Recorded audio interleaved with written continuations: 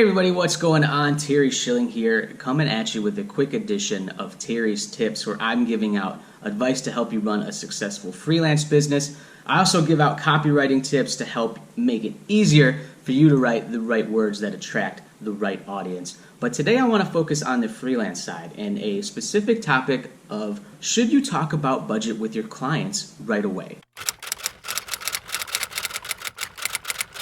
Look, this is a simple answer, and it's 100% yes. Talk about your budget. Whether you're starting out and it's $15, $20 an hour, think about how long it's going to take you for that scope of work. Whether it's writing emails, whether it's designing a website, have it on your website if people reach out to you. This is what I do. I have a field where people can choose their budget, whether it's $500, over $1,000, over $2,000.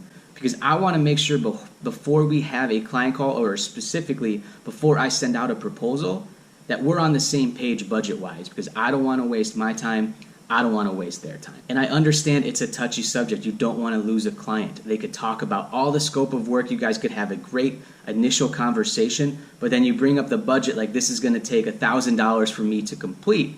And the client is like, well, we only have about 600. Could you come down? This is a risky game here, because you could come down because you don't want to lose the work. But then what? Could it turn into more work? Could it turn into being like a $1,500, $2,000 project for you? And then you completely got lowballed. The budget was completely low for what you do. It's tough to come back for. So sometimes it is okay to say no to a client. This is why I always recommend to talk about budget when you're starting out talking with a client.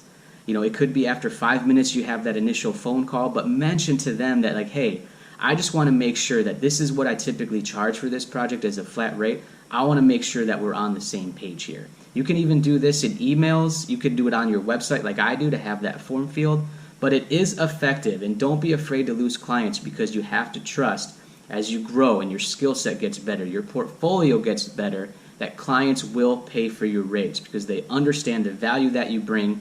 You save them time and money, plus you have professional skills. You have a fresh set of eyes, whether it's copywriting, designer, to help take their project to the next level. So yes, always bring up budget. This is how you're going to grow a successful freelance business. That's my video for you guys today. Hope you guys find it useful. Hope you guys use this information. And I want to hear what you guys think. Do you guys have some horror stories? Are you starting out and you're not sure how to determine your budget?